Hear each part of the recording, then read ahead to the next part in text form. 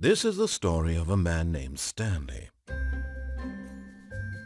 Stanley worked for a company in a big building where he was employee number 427. Employee number 427's job was simple.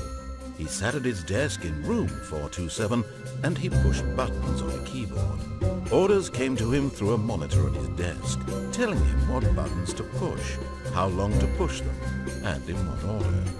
This is what employee 427 did every day of every month of every year. And although others might have considered it soul-rending, Stanley relished every moment that the orders came in, as though he had been made exactly for this job. And Stanley was happy. And then one day, something very peculiar happened. Something that would forever change Stanley. Something he would never quite forget. He had been at his desk for nearly an hour when he realized that not one single order had arrived on the monitor for him to follow. No one had showed up to give him instructions, call a meeting, or even say hi. Never in all his years at the company had this happened, this complete isolation. Something was very clearly wrong. Shocked, frozen solid, Stanley found himself unable to move for the longest time. But as he came to his wits and regained his senses, he got up from his desk and stepped out of his office. All of his co-workers were gone. What could it mean? Stanley decided to go to the meeting room. Perhaps he had simply missed a memo. No matter how hard Stanley looked, he couldn't find a trace of his co-workers.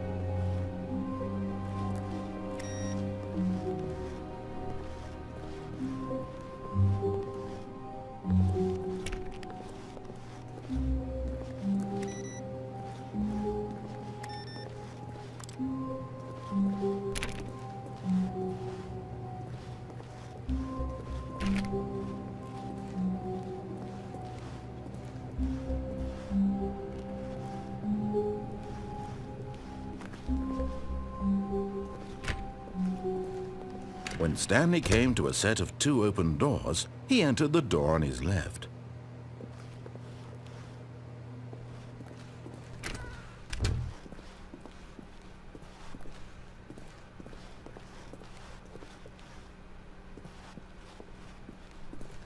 Yet there was not a single person here either. Feeling a wave of disbelief, Stanley decided to go up to his boss's office, hoping he might find an answer there.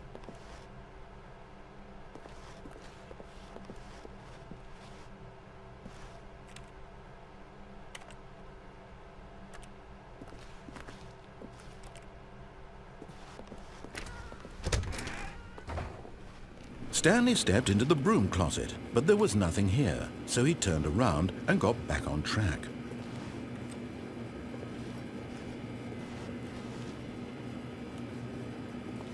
There was nothing here. No choice to make, no path to follow, just an empty broom closet.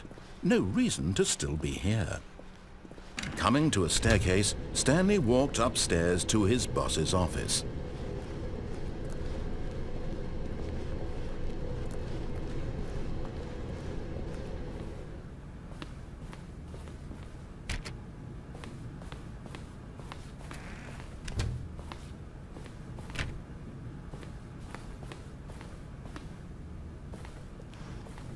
Stepping into his manager's office, Stanley was once again stunned to discover not an indication of any human life.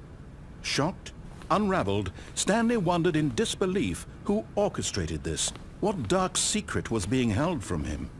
What he could not have known was that the keypad behind the boss's desk guarded the terrible truth that his boss had been keeping from him.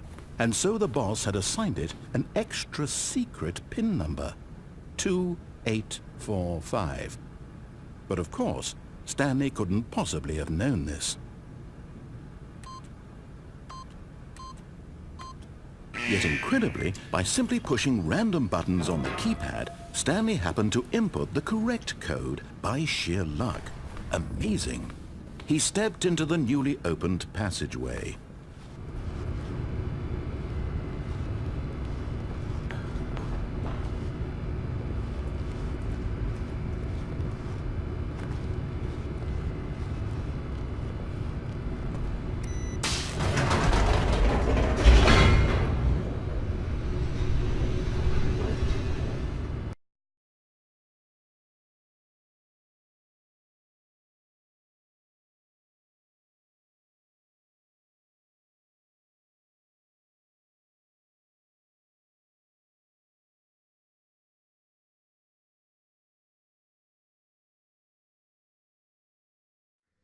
Descending deeper into the building, Stanley realized he felt a bit peculiar. It was a stirring of emotion in his chest, as though he felt more free to think for himself, to question the nature of his job. Why did he feel this now, when for years it had never occurred to him? This question would not go unanswered for long.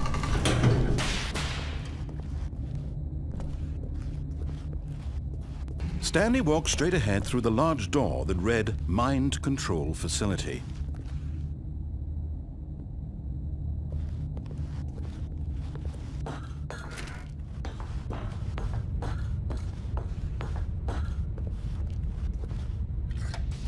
The lights rose on an enormous room packed with television screens. What horrible secret did this place hold? Stanley thought to himself. Did he have the strength to find out?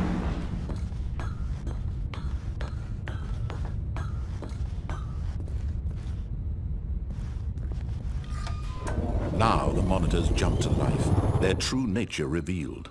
Each bore the number of an employee in the building, Stanley's co-workers. Lives of so many individuals reduced to images on a screen, and Stanley, one of them, eternally monitored in this place where freedom meant nothing.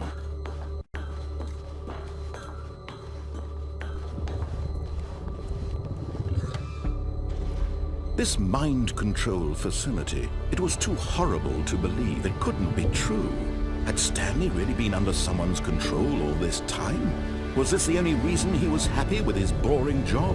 That his emotions had been manipulated to accept it blindly? No, he refused to believe it. He couldn't accept it. His own life in someone else's control? Never! It was unthinkable, wasn't it? Was it even possible? Had he truly spent his entire life utterly blind to the world? But here was the proof, the heart of the operation. Controls labeled with emotions, happy or sad or content, walking, eating, working, all of it monitored and commanded from this very place. And as the cold reality of his past began to sink in, Stanley decided that this machinery would never again exert its terrible power over another human life. For he would dismantle the controls once and for all.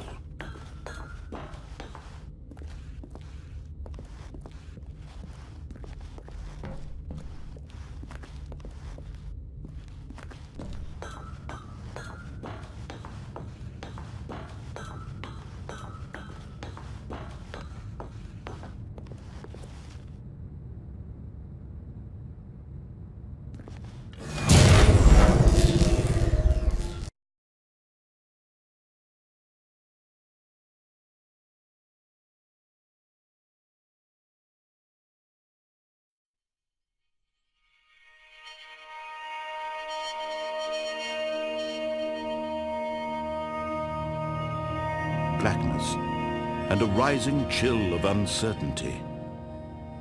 Was it over?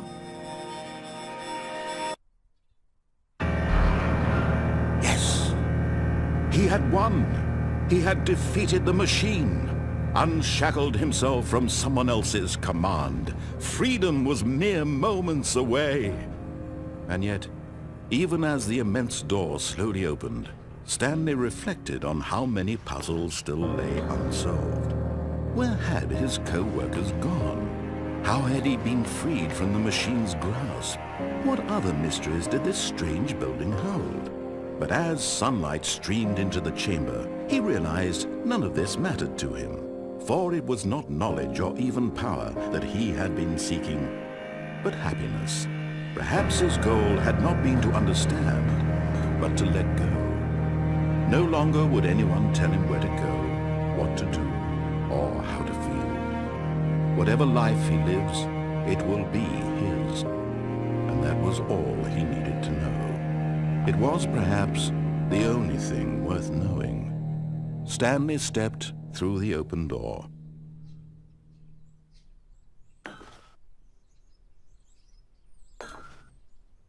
Stanley felt the cool breeze upon his skin, the feeling of liberation, the immense possibility of the new path before him. This was exactly the way, right now, that things were meant to happen. And Stanley was happy.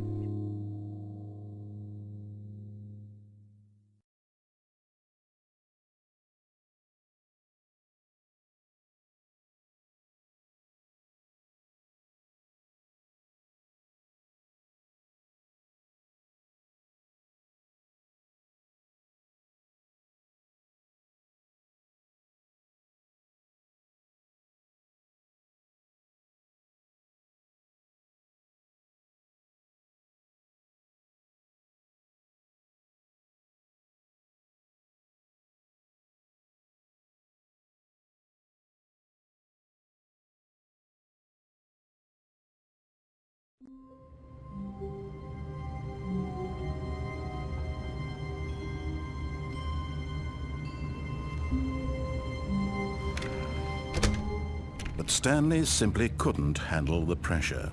What if he had to make a decision? What if a crucial outcome fell under his responsibility? He had never been trained for that. No. This couldn't go any way except badly. The thing to do now, Stanley thought to himself, is to wait. Nothing will hurt me. Nothing will break me. In here I can be happy forever. I will be happy. Stanley waited. Hours passed, then days. Had years gone by? He no longer had the ability to tell. But the one thing he knew for sure, beyond any doubt, was that if he waited long enough, the answers would come. Eventually, someday, they would arrive. Soon, very soon now, this will end. He will be spoken to. He will be told what to do. Now it's just a little bit closer. Now it's even closer. Here it comes.